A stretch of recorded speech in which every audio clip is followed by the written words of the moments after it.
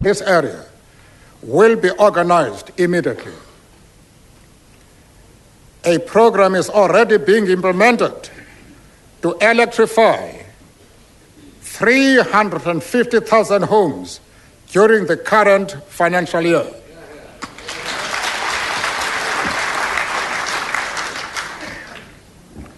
A campaign will be launched at every level of government, a public works program designed and all efforts made to involve the private sector, organized labor, the civics, and other community organizations to rebuild our townships, restore services in rural and urban areas, while addressing the issue of job creation and training, especially for our unemployed youth. Many details of the overall reconstruction and development plan remain to be discussed, agreed, and put in place. But I believe that the broad outline I have given and the immediate initiatives I have mentioned will allow you to share my joy at the progress already made by the Government of National Unity with regard to this important matter. We shall carry out this plan within the context of a policy aimed at building a strong and growing economy which will benefit all our people. I would like to deal with a few matters in this regard. In support of sustainable economic growth and the macroeconomic objectives of government, it will remain the primary objective of monetary policy to promote and maintain overall financial stability. The Reserve Bank has the important function of protecting the value of our currency and striving for relative price stability at all times. We are pleased that Dr. Chris Stals will continue to serve as Governor of the Reserve Bank.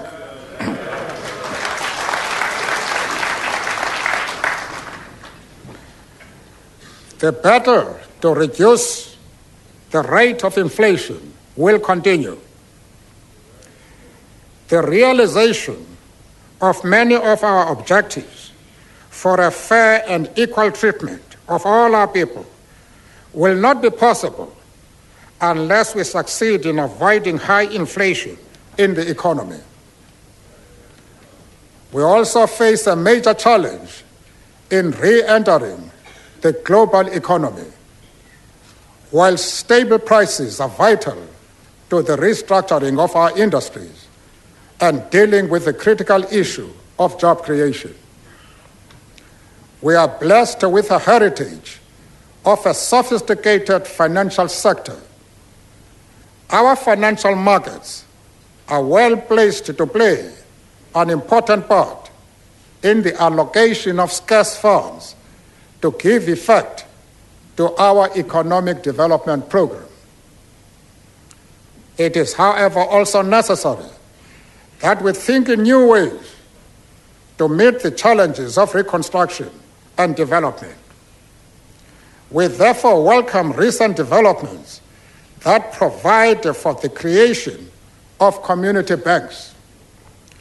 We would also like to encourage the greater participation of established financial institutions in the important area of Black economic empowerment and support for the development of small and medium business. The latter two areas of economic activity will receive the greatest attention of the government because of their importance in deracializing and democratizing the economy and creating the jobs which our people need. So will we pay attention to the important matter of consumer protection to shield the ordinary people of our country from unscrupulous business practices. It is also clear that we must pay increased attention to tourism. The jobs and privilege, the jobs and foreign currency which tourism generates will strongly influence our economy. The active and imaginative intervention of all stakeholders in this area of our national life must take advantage of the excellent atmosphere created by our peaceful transition to democracy to make tourism a major positive force in the future. We look forward to the private sector as a whole playing a central role in achieving the significantly high and sustainable rates of economic growth to which we have referred.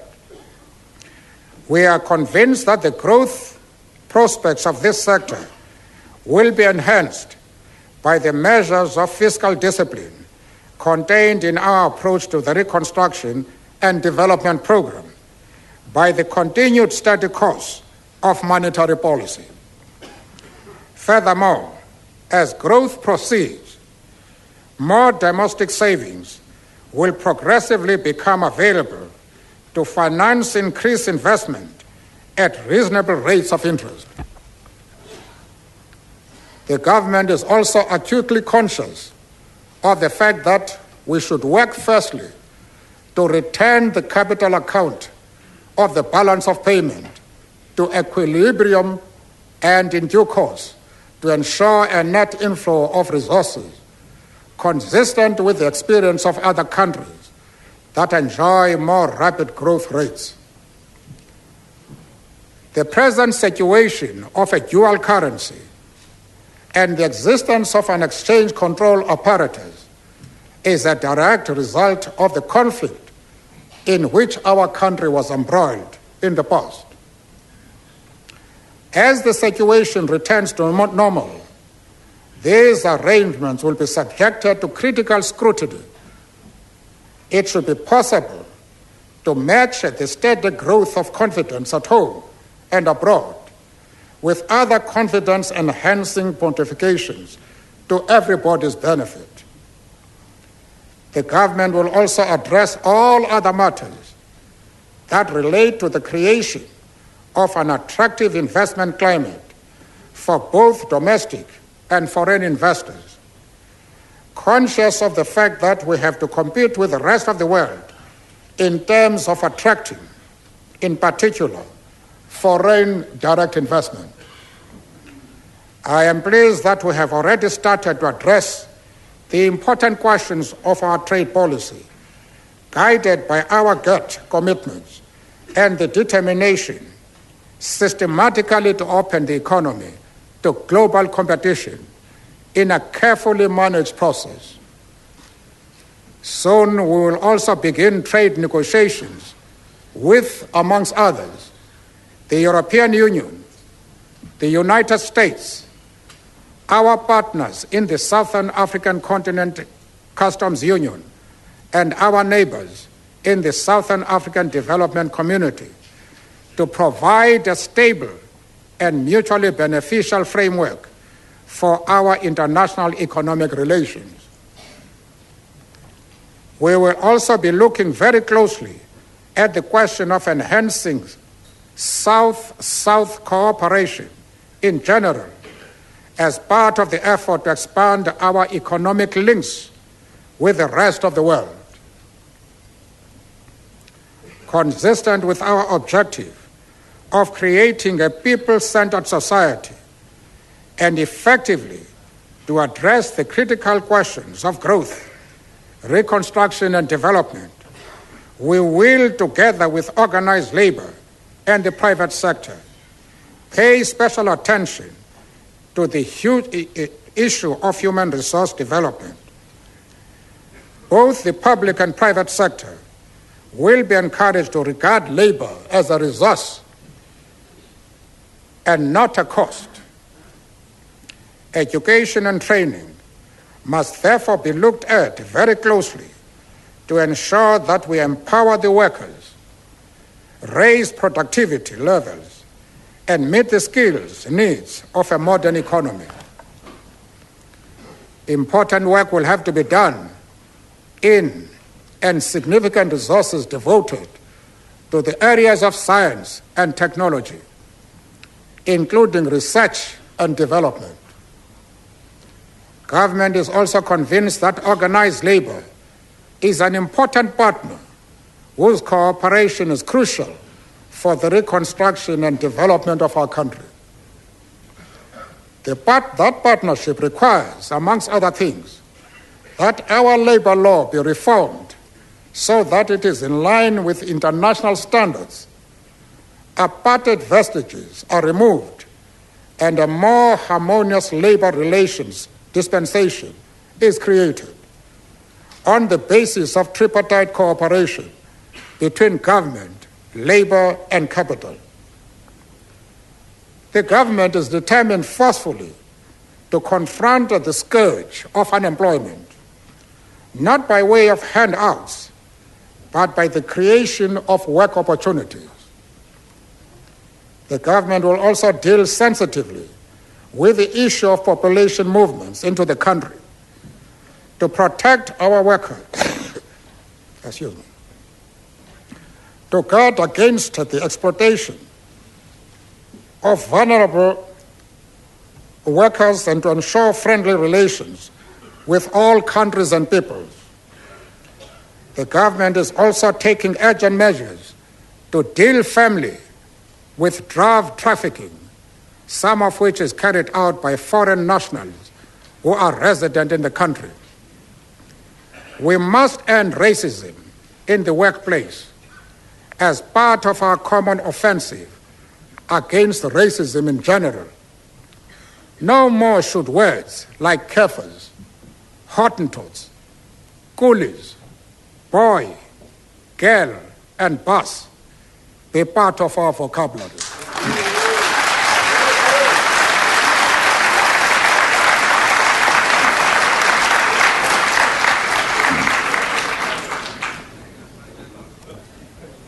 I also trust that the matter of paying the workers for the public holidays proclaimed in order to ensure their participation in the election and the inauguration ceremonies will now be resolved as a result of recent consultation. This would be a welcome demonstration by the private sector of its involvement in the beautiful future we are all trying to build. We have devoted time to a discussion of economic questions because they are fundamental to the realization of the fundamental objectives of the Reconstruction and Development Program. Below, I mention some of the work in which the relevant governments are already involved to translate these objectives into reality. The government will take steps to ensure the provision of clean water on the basis of the principle of water security for all and the introduction of proper sanitation sensitive to the protection of the environment. We are determined to address the dire housing shortage in a vigorous manner, acting together with the private sector and the communities in need of shelter. Health also remains a fundamental building block of the humane society we are determined to create through the implementation of the Reconstruction and Development Program. We must address the needs of the aged and disabled, uplift disadvantaged sectors such as the women and the youth, and improve the lives of our people in the rural communities and the informal settlements. We must invest substantial amounts in education and training and meet our commitment to introduce free and compulsory education for a period of at least 9 years. Everywhere, we must re-inculcate the culture of learning and of teaching and make it possible for this culture to thrive.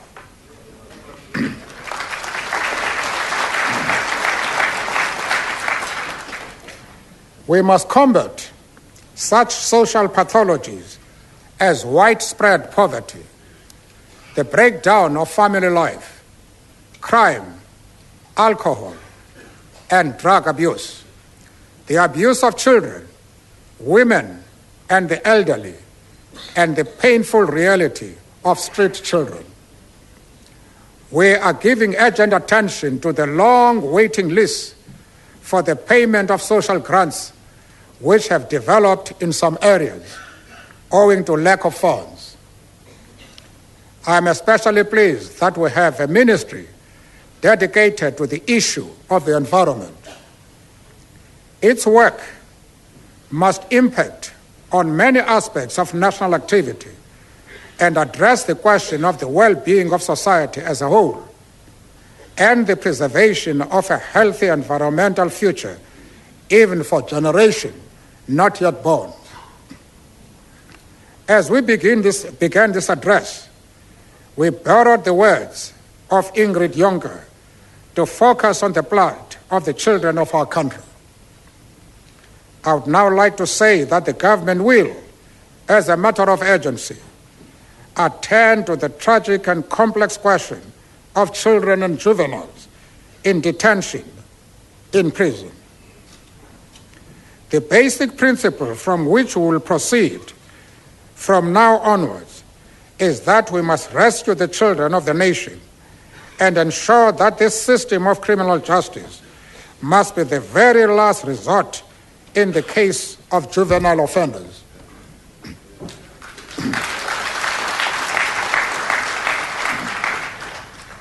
I have therefore issued instructions to the departments concerned as a matter of urgency to work out the necessary guidelines which will enable us to empty our prisons of children and to place them in suitable alternative care.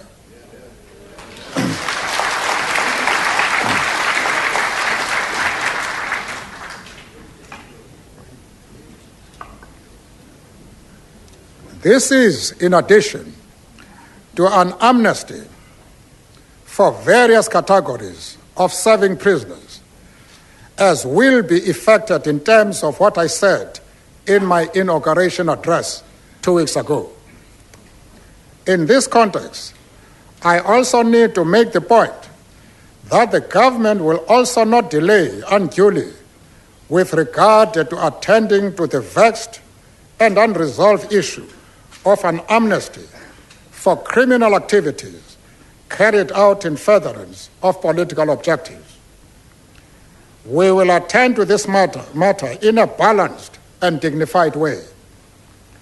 The nation must come to terms with its past in a spirit of openness and forgiveness and proceed to build the future on the basis of repairing and healing. The burden of the past lies heavily on all of us, including those responsible for inflicting injury and those who suffered. Following the letter and spirit of the Constitution, we will prepare the legislation which will seek to free the wrongdoers from fear of retribution and blackmail, while acknowledging the injury of those who have been harmed, so that the individual wrongs, injuries, fears, and hopes affecting individuals are identified and attended to.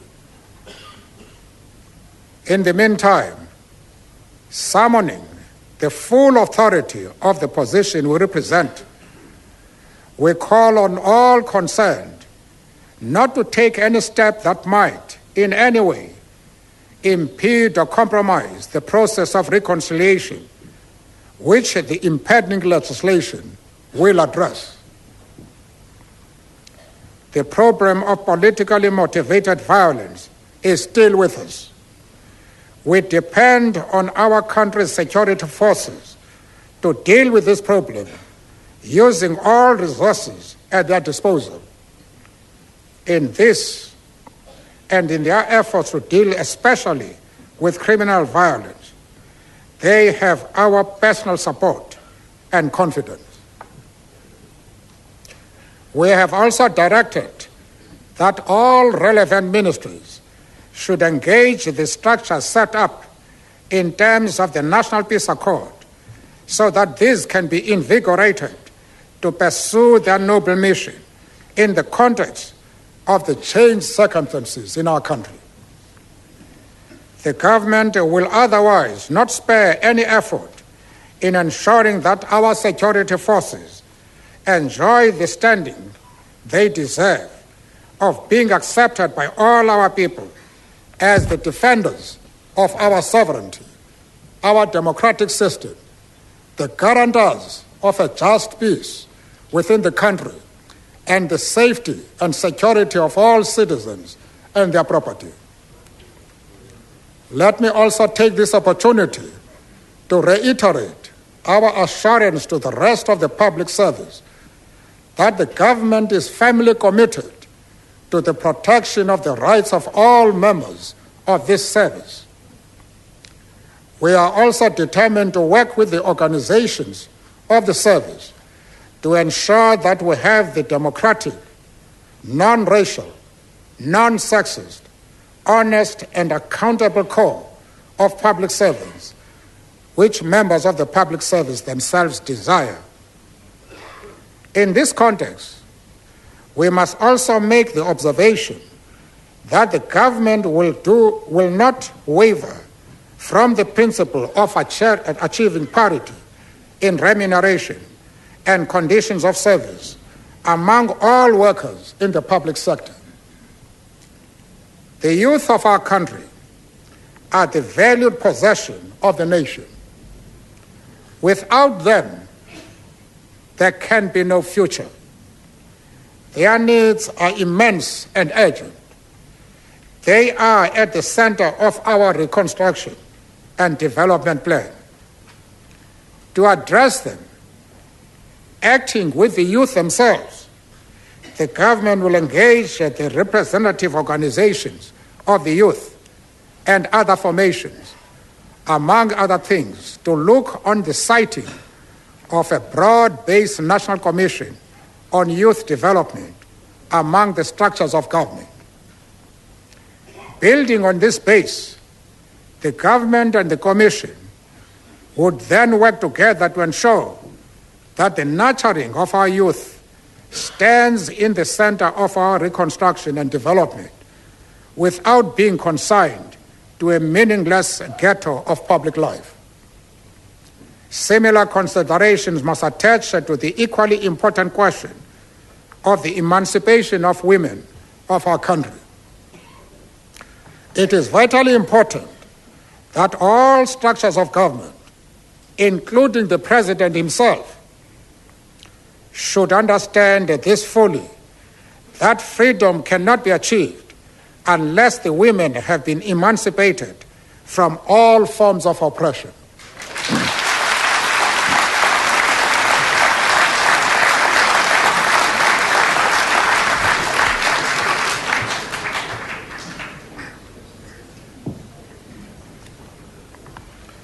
All of us must take this on board, that the objectives of the reconstruction and development program will not have been realized unless we see in visible and practical terms that the condition of the women of our country has radically changed for the better, and that they have been empowered to intervene in all aspects of life as equals with any other member of society.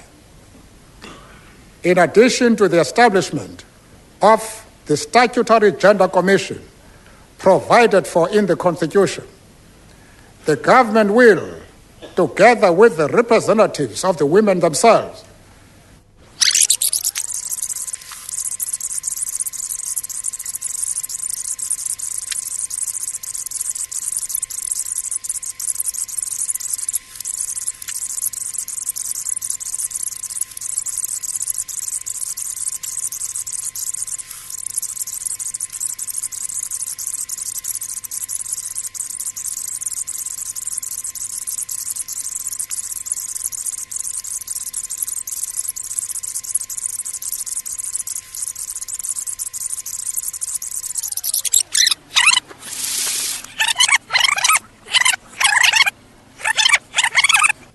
for oppression.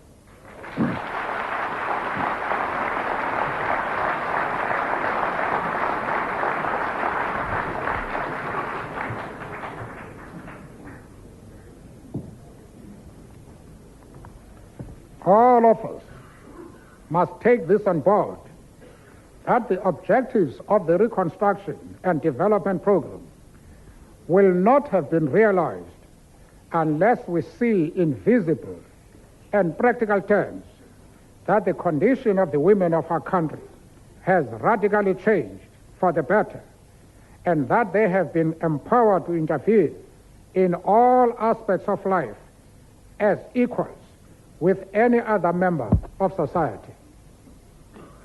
In addition to the establishment of the statutory gender commission provided for in the Constitution, the government will, together with the representatives of the women themselves, look at the establishment of organs of government to ensure that all levels of the public sector, from top to bottom, integrate the central issue of the emancipation of women in their programs and daily activities. Tomorrow, on Africa Day, the dream of Ingrid Jonker will come to fruition. The child grown to a man will trek through all Africa. The child grown to a giant will journey over the whole world without a pause. Tomorrow, on Africa Day, our new flag will be hoisted in an historic ceremony at the OAU headquarters in Addis Ababa.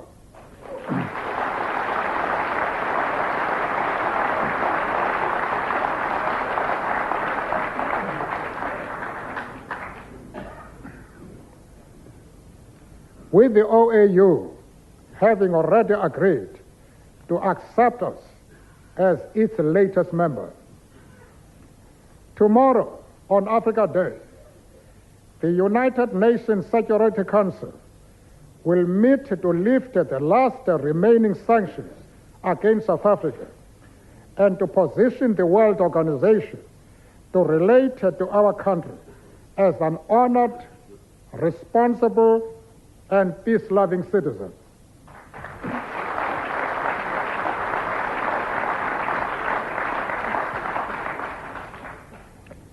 As such, the government is involved in discussion to determine what our contribution could be to the search for peace in Angola and Rwanda, to the reinforcement of the peace process in Mozambique, to the establishment of a new world order of mutually beneficial cooperation, justice, prosperity, and peace for ourselves and for the nations of the world.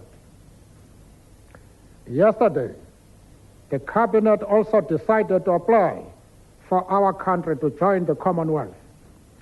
This important community of nations is waiting to receive us with open arms. We have learned the lesson that our blemishes speak of what all humanity should not do.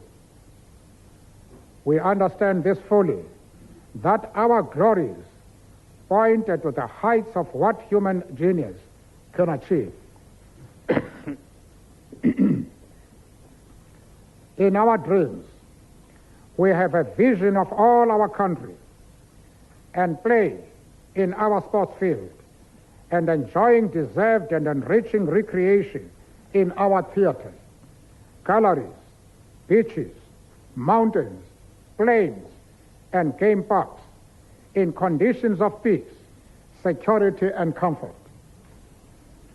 Our road to that glorious future lies through collective hard work to accomplish the objective of creating a people-centered society through the implementation of the vision contained in our reconstruction and development plan.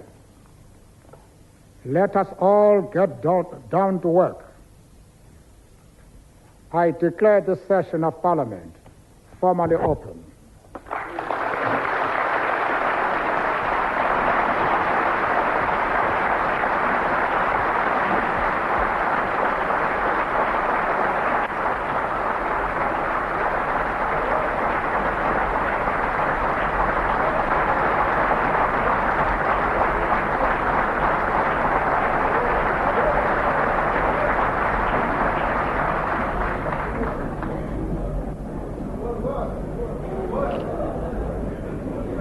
Order. Order. Members must please remain seated after I have adjourned this joint sitting until the procession of the President and thereafter the Deputy Presidents have left the chamber. This joint sitting is adjourned.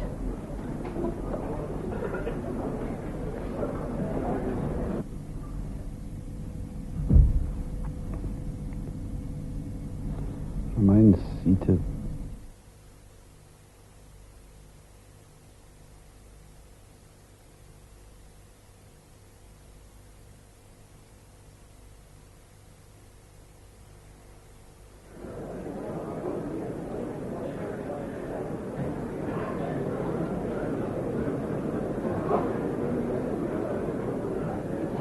Address in Parliament of the new era, and it gives South Africans a vision, an insight into the vision of President Mandela, his vision for how his government will approach the problems of the country, and in fact what his vision of the country itself is. Impela njengoba sesibona-ke umongameli Mandela esephuma elandelwa ngamaphina akhe umnumzane de Klerk kanye nomnumzane Thabo Mbeki sebebheke manje emzini kamnumzane Mandela ngokomthetho i-10 Hayes. Rile puo eo e mata ya ha Presidente Mandela gompieno a tlhalosa meanela dintlha tse di farologaneng re tla sobokanya puo ya gagwe ga jaana o tswa mo phaposing ya palamente mme o ya kwa Jane Hayes ko ba tla yang go tsaya ditshwantsho teng o santse a eteletswe pele ke ba bagolo mo sesoleng le sephodisa a setswe morago ke spikara sa palamente mme tla re fela morago ga go tsaya salutu gape a lebe kwa Jane Hayes kwa ba tla tsang ditshwantsho teng. This speech will be widely reported, of course, and analysed in the media, and a critical approach is taken to it, and so a lot more will be made of it. And indeed, Parliament itself, for the rest of this week and Monday next week, will, according also to parliamentary tradition, debate the elements raised by the speech. But I think it's very safe to predict that this is a speech by the new president that is going to be extremely well received.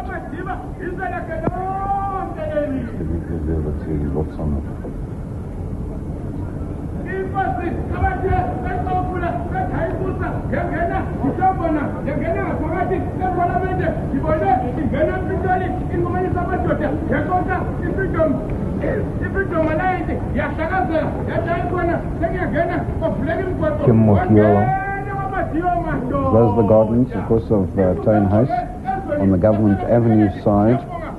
The pedestrian mall through the historic Cape Gardens, established by Jan van Riebeeck, Dutch East India Company, and the President will now move to a position in the gardens for a photographic. Our positions, guys.